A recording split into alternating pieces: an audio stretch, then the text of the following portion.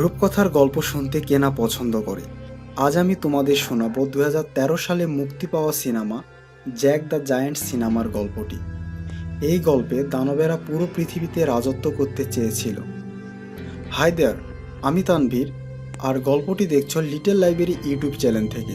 তো চলো ঘুরে আসি দানবদের সেই রাজ্য থেকে।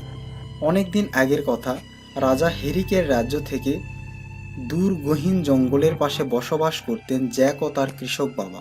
ছোটবেলা থেকে জ্যাক রূপকথার গল্প পড়তে ও শুনতে খুব পছন্দ করতেন ও ভালোবাসতেন। তার বাবা তাকে একটা বই থেকে রূপকথার গল্পগুলো পড়ে শোনাতেন। এই গল্পগুলোর মধ্যে জ্যাকের একটি গল্প খুব পছন্দ ছিল, সেটা হলো পৃথিবী ও স্বর্গের মাঝে বসবাস করা দানবেদের গল্প। গল্পের কাহিনীটা ছিল এই রকম। এখন থেকে বহু বছর আগে রাজা হেরিক নামের এক রাজা ছিলেন। তার রাজত্বে দুর্ভিক্ষ লেগে গিয়েছিল। তাই তারা ভেবেছিল সৃষ্টিকর্তার করুণা ও দয়া তাদের উপর থেকে চলে গিয়েছে। তাই সেখান থেকে কিছু সন্ন্যাসী সৃষ্টিকর্তার আনুগত্য লাভের জন্য সৃষ্টিকর্তার কাছেই যেতে চাচ্ছিল। এই জন্য তারা স্বর্গের পথ খুঁজছিল। এই পর তারা তৈরি করলো জাদুর এক সিম বীজ। সেই বীজ থেকে জন্ম নিল বিশাল আকারের এক সিম গাছ। সেই গাছে উঠে গেল সুদূর আকাশে। তারপর সন্ন্যাসীরা সেই সিম গাছ বেয়ে উপরে উঠতে থাকলো সৃষ্টিকর্তার খোঁজে। তারপর সন্ন্যাসীরা উপরে উঠতে উঠতে চলে আসে পৃথিবী ও স্বর্গের মাঝে এক রাজ্যে। সেখানে বসবাস করত ভয়ঙ্কর সব দানবেরা। এই রাজ্যের নাম ছিল কন্ডুয়া। তারপর দৈত্য ও দানবেরা পৃথিবীতে এই সিম গাছ বেয়ে নেমে আসে আর সব কিছু ধ্বংস করতে থাকে, আর তারা পৃথিবীর বুকে রাজত্ব করতে চায়। এই সময় রাজা হেরিক কয়েকজন সন্ন্যাসীদেরকে বলে কালো জাদু দিয়ে এই দানবদের বশ করতে। তারপর রাজার সৈন্যরা একটা দানবকে হত্যা করলো। তারপর তার বুক চিরে তার হৃদয়টি বের করে আনলো। তারপর সন্ন্যাসীরা ওই হৃদয়টি চিরে তার মধ্যে কালো জাদু মিশিয়ে তৈরি করলো একটা জাদুর মুকুট। আর সেই মুকুটটি রাজা হেরিক পরে সব দানবদেরকে বশে আনলো আর তাদেরকে সেই সুদূর আকাশে ফেরত পাঠালো যেখান থেকে তারা এসেছিল। তারপর রাজা হেরিকের আদেশে ওই সিম গাছটি কেটে ফেলা হলো। তারপর রাজ্যে আবার সুখ শান্তি ফিরে আসলো। রাজা হেরিকের জীবন দশায় এই জাদুর সিম বীজগুলো ও জাদুর মুকুটটি তার নিজের কাছেই খুব যত্ন সহকারে আগলে রেখেছিল। রাজার মৃত্যুর পর তার লাশের সাথে এই বীজগুলো ও মুকুটটিকে দাফন করা হয়। এই রূপকথার গল্পটি জ্যাকের খুব পছন্দ ছিল এবং গোটা রাজ্যে খুবই প্রচলিত ছিল। আসলে রাজা হেরিক সত্যি একসময় এই রাজ্যের রাজা ছিলেন, কিন্তু এই গল্পটি সবাই রূপকথার গল্প হিসাবেই জানে। এইভাবে 10 বছর পার হয়ে যায়। জ্যাক এতদিনে বড় হয়েছে।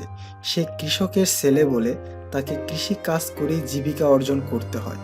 একদিন জ্যাক তার ঘোড়া বিক্রি করার জন্য রাজ্যের মধ্যে শহরে যায়। সেখানে গিয়ে দেখতে পায় জনপ্রিয় এই রূপকথার গল্পটি নিয়ে মঞ্চে একটা নাটক হচ্ছিল। তখন জ্যাকও দাঁড়িয়ে ওই নাটকটি দেখতে থাকে। তখন জ্যাকের নজরে পড়ে এক সুন্দরী মেয়ের দিকে, আর প্রথম দেখাতে জ্যাক ওকে ভালো লেগে যায়। কিন্তু মেয়েটি কে? মেয়েটির একটু পরিচয় দেই। মেয়েটি হলো রাজ্যের রাজকন্যা। তার নাম ইজাবেল। সে ছোটবেলা থেকেই রূপকথার গল্প পছন্দ করত। সে প্রাসাদের মধ্যে 4 দেওয়ালের মধ্যে বন্দি থাকতে চায় না। সে তার জীবনে অ্যাডভেঞ্চারমূলক কিছু করতে চায়। সে কারণে ইজাবেল মাঝে মাঝেই ছদ্মবেশে প্রাসাদ থেকে পালিয়ে যায়।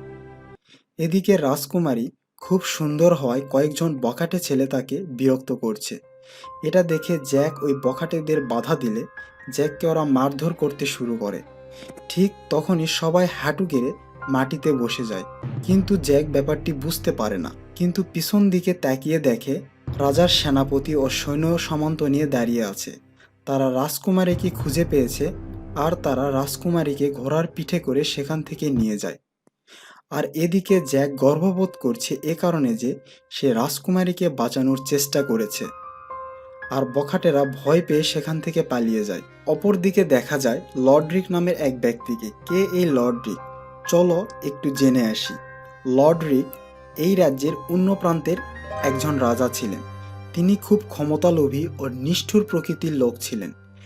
এই লর্ড রিকের সাথে ইজাবেলের বিয়ে ঠিক করেছেন ইজাবেলের বাবা, মানে রাজ্যের অপর প্রান্তের আরেক রাজা। অন্যদিকে ইজাবেলকে মহলে আনার পর ইজাবেল তার বাবাকে বলে এখন সে বড় হয়েছে আর তার ব্যক্তি স্বাধীনতা আছে, সে তার বয়সের দ্বিগুণ লর্ড রিককে বিয়ে করতে চায় না। কিন্তু তার বাবা তার কোনো কথাই শোনে না বা মেনে নিতে চায় না, আর বলে লর্ড রিককেই তোমার বিয়ে করতে হবে। এটা শোনার পর ইজাবেল সেখান থেকে মন খারাপ করে চলে যায়। তারপর মুভির অপর সিনে দেখা যায় লর্ড রিক তার লাইব্রেরির দিকে যাচ্ছিল। তখন সে দেখে তার লাইব্রেরি থেকে একটা সন্ন্যাসী বের হয়ে যাচ্ছিল। তারপর সে লাইব্রেরির ভিতর ঢুকে দেখে সব কিছু লণ্ডভণ্ড হয়ে আছে। চোখ পড়ে একটা বইয়ের মধ্যে লর্ড রিক কিছু জাদুর সিমের বিচি রেখেছিল। সেই সিম বিচিগুলো নিয়েই সন্ন্যাসী পালিয়েছে। আসলে রাজা হেরিক মারা যাওয়ার সময় হেরিকের লাশের সাথে এই মুকুট ও সিম বীজগুলো দাফন করা হয়েছিল, কিন্তু লর্ড রিক এগুলো চুরি করে এনেছে রাজা হেরিকের কবর থেকে, কারণ সে দৈত্য ও দানবের রাজা হয়ে দানবদের মাধ্যমে গোটা পৃথিবীতে রাজ করতে চায়। তারপর লর্ড রিক দেখে সন্ন্যাসীটি সেই জাদুর মুকুটটি খুঁজে পায়নি। তারপর লর্ড রিক তার প্রহরীকে আদেশ করে রাজ্যের প্রধান দরজা বন্ধ করে দিতে, যাতে করে ওই সন্ন্যাসী পালাতে না পারে। এদিকে রাজ্যের সৈন্যরা সন্ন্যাসীকে খোঁজ করতে শুরু করেছে। তখন সন্ন্যাসীর সাথে জ্যাকের দেখা হয়। সে সিম বিষের বিনিময়ে জ্যাকের কাছ থেকে ঘোড়াটি কিনে নিতে চায়, কিন্তু জ্যাক রাজি হয় না। তারপর সন্ন্যাসী বলে এটি কোনো সাধারণ সিম বিষ না, এই সিম বীজ গোটা পৃথিবীকে পরিবর্তন করা সম্ভব, তুমি শুধু এই বীজগুলো পানিতে ভিজাবে না। তারপর সে জ্যাকের কাছ থেকে ঘোড়া নিয়ে রাজ্য থেকে পালাতে গিয়ে রাজার সৈন্যদের হাতে ধরা পড়ে আর রাজার কাছে তাকে আনা হয়। রাজা লর্ড রিক তাকে জিজ্ঞাসা করে সিম বীজগুলো কোথায়, যা সে লাইব্রেরি থেকে চুরি করেছে। উত্তরে সন্ন্যাসী জানায় এই ভুল আবার আমি করতে দিতে পারি না, কারণ সন্ন্যাসী জেনে গিয়েছিল লর্ড রিকের খারাপ উদ্দেশ্য। তারপর লর্ড রিক খুব ক্ষিপ্ত হয়ে সন্ন্যাসীকে হত্যা করে। তারপর জ্যাক বাড়িতে এসে সব ঘটনা তার বাবাকে খুলে বলে। তখন জ্যাকের বাবা বলে সে তোমায় ধোঁকা দিয়ে ঘোড়াটি নিয়ে পালিয়েছে, আর রাগ করে জ্যাকের বাবা সব সিম বীজগুলো ফেলে দেয়। অবশ্য পরে জ্যাক সব সিম বীজগুলো তুলে নেয়, কিন্তু তার অজান্তে একটা সিম বীজ মাটিতে পড়ে যায়। জ্যাকের বাড়িটা কাঠের ছিল আর মেঝেতে একটা ফুটো ছিল, আর ওই ফুটো দিয়ে সিম বীজটা মাটিতে পড়ে যায়। মুভির অপর সিনে দেখা যায় ইজাবেল তার বাবার উপর রাগ করে ছদ্মবেশ ধরে একটা ঘোড়া নিয়ে মহল থেকে পালিয়ে যায়। পালানোর সময় প্রচণ্ড বৃষ্টি হচ্ছিল। সেই বৃষ্টির হাত থেকে রক্ষা পাওয়ার জন্য একটা বাড়িতে গিয়ে ওঠে, কিন্তু এই বাড়িটা ছিল জ্যাকদের। বাড়িতে ঢুকতে ইজাবেলের সাথে জ্যাকের দেখা হয়, আর দুইজন দুইজনকে চিনতে পারে। কেন জানেন? কারণ আগের দিন জ্যাক ইসাবেলকে বাঁচিয়েছিল বখাটেদের হাত থেকে। তখন জ্যাক ইসাবেলকে বলে আপনি এত রাতে এখানে কি করছেন?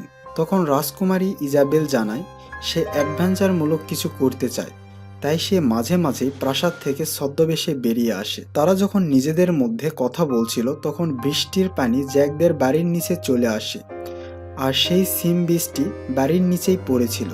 সিম বীজটি পানির সংস্পর্শে আসার কারণে বড় একটা সিম গাছ হতে শুরু করে আর আকাশের দিকে উঠতে থাকে। তার সাথে জ্যাকদের বাড়িটিও আকাশে উঠে যায়, কিন্তু ইজাবেল বাড়ির মধ্যে আটকা পড়ে আর জ্যাক বাড়ি থেকে ছিটকে বাইরে পড়ে যায়। তারপর পরের দিন সকালে জ্যাকের জ্ঞান ফিরে আসলে জ্যাক দেখতে পারে রাজা ও একটা বিশাল সৈন্যবাহিনী ও তার পাশে একটা বিশাল সিম গাছ, যেটা অদূর আকাশে মিলে গেছে। তখন রাজা জ্যাককে জিজ্ঞাসা করে রাজকুমারী ইজাবেল কোথায়? জ্যাক উত্তরে জানায় তার বাড়ির সাথে রাজকুমারীও দূর আকাশে চলে গেছে। তখন রাজা রাজকুমারীকে উদ্ধার করার নির্দেশ দেয়। তখন রাজকুমারীকে বাঁচানোর জন্য জ্যাক, সেনাপতি এলমড ও রাজ্যের অপর প্রান্তের রাজা লর্ড রিক এবং কিছু সৈন্য, তারা অনেক কষ্ট করে পৃথিবী ও স্বর্গের মাঝে একটা নতুন দুনিয়াতে পা রাখে। তারা জ্যাকদের সেই বাড়িটি দেখতে পায়, কিন্তু তারা ইজাবেলকে খুঁজে পায় না। ততক্ষণ ইজাবেল রাজ্যের গভীরে চলে গিয়েছে। লর্ড রিক আড়ালে জ্যাককে থামিয়ে দেয় আর জাদুর বীজগুলো তার কাছ থেকে ছিনিয়ে নেয় আর বলে মুখ বন্ধ রাখতে হবে, নইলে পরিণাম কিন্তু ভালো হবে না। জ্যাকের সব বীজগুলো দিয়ে লেও কৌশলে একটি বীজ নিজের কাছে রেখে দেয়। তারপর তাদের খুব ক্ষুধা লেগেছিল, তারা একটি খালের পাশে আসলেই দেখতে পারে সেখানে অনেকগুলো ভেড়া। তারা যখন ভেড়াগুলোকে ধরতে যাচ্ছিল তখন জ্যাক ও একটা সৈন্য একটা ফাঁদে আটকা পড়ে। জ্যাক একটা চাকু দিয়ে সে ফাঁদ থেকে বেরিয়ে পানিতে পড়ে ঠিক তখনই একটা দৈত্য সেখানে চলে আসে। তখন সবাই লুকিয়ে পড়ে, কিন্তু দৈত্যটি দেখতে পারে সেনাপতি এলমড ও ফাঁদে আটকা পড়া সৈন্যটিকে। তখন তাদের দুইজনকে ধরে নিয়ে সেখান থেকে চলে যায়। জ্যাক পানি থেকে উঠে ওই দৈত্যর পিছনে পিছনে চলে যায়, কারণ দৈত্য যেখানে যাচ্ছে রাজকুমারী ইজাবেল সেখানে আছে। আর এদিকে লর্ড রিক ও তার দুই সঙ্গী অন্যদিকে চলে যায়। তারা যখন একটা পাহাড়ের কিনারায় চলে আসে তখন সেখানে দুইটি দৈত্য চলে আসে, আর লর্ড রিককে ধরে খেয়ে ফেলার আগেই রাজা হেরিকের সেই জাদুর মুকুটটি বের করে। এতে করে দৈত্য দুটির হৃদয় কাঁপতে শুরু করে আর তারা লর্ড রিকের দাসে পরিণত হয়। কারণ আবারও বলছি, মুকুটটি তৈরি করা হয়েছিল দৈত্যদের হৃদয়ের উপর কালো জাদু করে। এটাই ছিল লর্ড রিকের প্ল্যান। সে দৈত্যদের রাজা হয়ে পুরো পৃথিবী শাসন করবে। জ্যাক পূর্ব দৈত্যটি অনুসরণ করতে করতে দৈত্যদের গুহায় পৌঁছে যায়, আর এখানে রাজকুমারী ইজাবেল বন্দী ছিল। এদিকে দেখা যায় দুই মাথাওয়ালা দানবটি দৈত্যদের লিডার ছিল। সে রাজকুমারী ইজাবেলকে বলছে, তোমার শরীরে আমি রাজা হেরিকের গন্ধ পাচ্ছি। রাজা হেরিক আমাদেরকে দাস বানিয়ে পৃথিবী থেকে উপরে পাঠিয়ে দিয়েছিল। সেই অপমান আমরা এখনো ভুলিনি। আজ তার বংশধরের রাজকন্যাকে খেয়ে আমরা সেই রাগ মিটাবো। তারপর অন্য দৈত্যটি সেনাপতি ও তার সাথীকে নিয়ে আসে। তখন দৈত্যদের লিডার সেনাপতির সাথীকে প্রশ্ন করে, তোমরা এখানে কিভাবে আসলে, আর পৃথিবীতে নামার রাস্তাটা কোথায়? সেই দুই মাথাওয়ালা দৈত্যটির উপর রাগ দেখায়। এতে করে দৈত্যটি তাকে হত্যা করে খেয়ে ফেলে। তারপর সেখানে লর্ড রিক সেই মুকুটটি পরে সেখানে চলে আসে। তাকে দেখে সবাই হাঁটু গেড়ে সম্মান করে। তখন লর্ড রিক দানবদের বলে, তোমরা প্রস্তুতি নাও, কালকে আমরা পৃথিবী আক্রমণ করব। তার এই কথা শুনে ইজাবেল ও সেনাপতি বুঝতে পারে লর্ড রিক আসলে কি চায়। সে নিজের লোভের জন্য পুরো মানুষ জাতিকে বিপদে ফেলতে চায়। তারপর একটা দৈত্য সেনাপতি এলমড ও রাজকুমারী ইজাবেলকে নিয়ে রান্নাঘরে নিয়ে যায়। সেনাপতিকে একটা রুটির সাথে পেঁচিয়ে একটা চুলায় বসিয়ে দেয়, আর রাজকুমারীকে বের করে কেবল কাটবে ঠিক তখনই জ্যাক কৌশলে একটা বড় ছুরি উপর থেকে দৈত্যের পিঠের মধ্যে ঢুকে দেয়। এতে করে দৈত্যটি মারা যায়। তারপর তারা তিনজন সেখান থেকে পালিয়ে যায়। এদিকে রাজা লর্ড রিক দেখে ইজাবেল, জ্যাক ও সেনাপতি পালিয়ে গেছে। তাই সে একটা দৈত্যকে আদেশ করে পৃথিবীতে যাওয়ার রাস্তায় যেন সে পাহারা দেয়, কারণ তারা যদি নিচে নেমে যায় তাহলে আমার প্ল্যান সবাই জেনে যাবে আর সিম গাছটা কেটে ফেলা হবে। এদিকে এরা তিনজন যখন ওই প্রবেশদ্বারে পৌঁছে যায় তখন দেখে একটা দৈত্য সেই রাস্তায় শুয়ে আছে। কিন্তু এত বড় একটা দৈত্যর সাথে শক্তিতে পেরে ওঠা সম্ভব না। তখন জ্যাকের মাথায় একটা বুদ্ধি আসে। সে একটা মৌচাক দেখতে পায়, আর ওই মৌচাকটি নিয়ে এসে দৈত্যের মুখের কবজের মধ্যে ঢুকে দেয়। মৌমাছির কামড়ে নাজেহাল হয়ে উঁচু পাহাড় থেকে সে পৃথিবীর দিকে পড়তে থাকে। যখন জ্যাকরা নিচে নেমে যাবে তখন সেনাপতি এলমড বলে সে এখানেই থাকবে আর রাজা লর্ড রিককে সে বাধা দেওয়ার চেষ্টা করবে। তারপর জ্যাক ও ইজাবেল সেখান থেকে চলে যায় আর পৃথিবীর দিকে নামতে থাকে। অপরদিকে দেখা যায় মৌমাছির কামড়ে নাজেহাল হয়ে যে দৈত্যটি নিচের দিকে পড়ছিল, পড়ে যাওয়া দৈত্যটি মাটিতে এসে পড়ে। এত উঁচু থেকে পড়ার কারণে সে মারা যায়। আর এই দৈত্যটিকে দেখার পর সবাই বিশ্বাস করে যে প্রচলিত রূপকথার গল্পটি সত্য। তাই রাজা সিম গাছটি কাটার আদেশ দেয়। এতে করে রাজকুমারীকে পাওয়ার শেষ আশাটিও আর থাকলো না। কিন্তু দানবদের হাত থেকে পৃথিবী তো বাঁচবে, তাই সব সৈন্যরা মিলে গাছ কাটা শুরু করে দেয়। পরের দিন সকালে সেনাপতি এলমড দেখতে পারে লর্ড রিক ও দৈত্য সেনাবাহিনীরা সেখানে চলে এসেছে।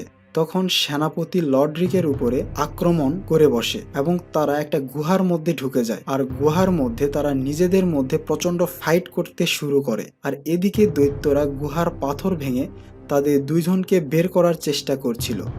যুদ্ধের এক পর্যায়ে সেনাপতি লর্ড রিকের বুকে চাকু ঢুকে দেয় আর রাজা লর্ড রিক মারা যায়। তখন দৈত্যরা গুহার পাথর ভেঙে ফেলেছে আর লর্ড রিক মারা গিয়েছে। এতে তারা খুব আনন্দিত হয় আর দুই মাথাওয়ালা দৈত্যটি নিজের হাতে সেই মুকুটটি পরে নেয়। আবারও সে আগের মতো দৈত্যদের রাজা হয়ে যায়। এদিকে রাজার সৈন্যরা গাছটি কেটে শেষ করেছে, এখন গাছটি নিচে পড়ছে। যখন গাছটি নিচে পড়ছিল তখন সেনাপতি এলমোট বুঝতে পারে, তখন সে গাছটির উপর ঝাঁপিয়ে পড়ে। সেই গাছে জ্যাক ও রাজকুমারী ইজাবেলও ছিল। তারা সবাই এসে মাটিতে পড়ে। এদিকে হারানো মেয়েকে খুঁজে পেয়ে রাজা খুব খুশি হয় আর জ্যাককে সে খুব বাহবা দেয় তার সাহসিকতার জন্য। তারপর রাজা তার সকল বাহিনী নিয়ে সেখান থেকে চলে যায়। অন্যদিকে দৈত্যরা ক্ষোভে ফেটে পড়ে গাছটি কেটে ফেলার কারণে। তারা খুব আফসোস করতে থাকে যে তাদের আর পৃথিবীতে আসা হলো না, আর পৃথিবী আর জয় করা হলো না। তখন দুই মাথাওয়ালা রাক্ষসের চোখে পড়ে একটা পুঁটলির দিকে। তখন সে পুঁটলিটি হাতে নিয়ে দেখে তার মধ্যে আছে কিছু জাদুর সিম বীজ। তখন সে সেগুলো পানিতে ফেলে দেয় আর সেখান থেকে বড় বড় 5টি সিম গাছ তৈরি হয়, আর সেগুলো ধরে দানবেরা পৃথিবীতে নেমে আসতে শুরু করে। যখন সেনাপতি লর্ডরিকের উপর ঝাঁপিয়ে পড়ে তখন লর্ডরিকের পকেট থেকে এই পুঁটলিটি পড়ে গিয়েছিল সেখানে। এদিকে জ্যাক তার কাছে থাকা একটা জাদুর বীজ ছিল সেটা দেখছিল। ঠিক সেই সময় সে দেখতে পায় আকাশ থেকে দৈত্যরা নেমে আসছে। সে সঙ্গে সঙ্গে ঘোড়ার পিঠে চড়ে রাজা ও সেনাবাহিনীকে সাবধান করতে যায়। দৈত্যরা রাজাদের পিছু করতে থাকে আর তারা সামনে যা পাচ্ছিল তাই ধ্বংস করে দিচ্ছিল। রাজারা মহলের মুখ্য দুয়ারে চলে আসে আর সেনাপতির নির্দেশে এই যুদ্ধের প্রস্তুতি গ্রহণ করা হয়। রাজা তার সৈন্যবাহিনী নিয়ে মহলের মধ্যে প্রবেশ করলে মুখ্য দরজাটি বন্ধ করতে শুরু করা হয়। তখন জ্যাক ঘোড়ার একটা বড় লাফ দিয়ে মহলের মধ্যে চলে আসে। তখন দৈত্য লিডার জ্যাককে ধরার চেষ্টা করছিল আর দরজাটি আটকানোর চেষ্টা করছিল, কিন্তু সৈন্যদের তীরের আঘাতে সে অগ্নিঝরা পানিতে পড়ে যায়। তারপর সে মহলের ভিতরে ঢোকার জন্য রাস্তা খুঁজতে থাকে। এদিকে দৈত্যদের সাথে সৈন্যদের তুমুল যুদ্ধ শুরু হয় আর দৈত্যরা রাজ্যের প্রধান গেটটি খোলার চেষ্টা করছিল। অপরদিকে রাজা ইজাবেলকে বলে রাজ্যের গুপ্ত রাস্তা দিয়ে পালানোর জন্য আর রাজ্যের মশাল জ্বালিয়ে দেওয়ার জন্য, যাতে করে অন্য রাজ্যের রাজারা ও রাজ্যের লোকেরা যেন সতর্ক হতে পারে। তখন জ্যাক ও ইজাবেল ঘোড়ার পিঠে চড়ে মহলের সেই গোপন রাস্তার দিকে যায়, কিন্তু সেখানে গিয়ে দেখতে পারে দুই মাথাওয়ালা রাক্ষস প্রাসাদের মধ্যে ঢুকেছে এবং জ্যাক এবং রাজকুমারীকে ধরে ফেলেছে। জ্যাককে খেতেই যাবে, ঠিক সেই সময় জ্যাক তার কাছে থাকা সেই জাদুর সিম বীজটি রাক্ষসের মুখের মধ্যে ঢুকে দেয়। সঙ্গে সঙ্গে রাক্ষসের পেট থেকে একটা বড় সিম গাছ তৈরি হয় এবং উপরের দিকে উঠতে থাকে। রাক্ষসটি মারা যায় আর তখন সে জাদুর মুকুটটি জ্যাক তার নিজের কাছে নিয়ে নেয় এবং বাইরের দিকে চলে আসে। এদিকে দৈত্যদের শক্তি বেশি হয়, তারা মহলের মুখ্য দরজাটি খুলে ফেলে আর মহলের মধ্যে চলে আসে। তার কিছুক্ষণ পর তারা হাঁটু ঘেঁষে মাটিতে বসে পড়ে আর তাদের হৃদয় কাঁপতে শুরু করে। তারপর রাজা ও সেনাপতি ব্যাপারটি বুঝতে না পেরে পিছন দিকে তাকিয়ে দেখে জ্যাক মাথায় মুকুটটি পরে এখানে চলে এসেছে। এখন সেই হচ্ছে দৈত্যদের রাজা। সে তাদের রাজ্য ফিরে যেতে বলে। তারপর দৈত্যরা আকাশের দিকে উঠে গেলে সেই গাছগুলো কেটে ফেলা হয়। তারপর রাজা জ্যাকের সাথে নিজের মেয়ে ইজাবেলকে বিয়ে দেয়। জ্যাক গরিব হওয়ার সত্ত্বেও তার দুর্দান্ত সাহস ও বিচক্ষণতা দেখে মুগ্ধ হয়ে রাজা নিজের মেয়ের সাথে জ্যাককে বিয়ে দেয়। এভাবেই এই মুভির গল্পটি শেষ হয়। এই গল্পটি তোমাদের কেমন লাগলো তা আমাদের কমেন্ট বক্সে জানাও। আর যদি গল্পটি তোমাদের একটুও ভালো লেগে থাকে তাহলে আমাদের একটা লাইক দিয়ে ধন্য করো, যেন পরবর্তীতে আমরা অনুপ্রাণিত হয়ে এইরকম সিনেমার অনেক গল্প তোমাদেরকে উপহার দিতে পারি।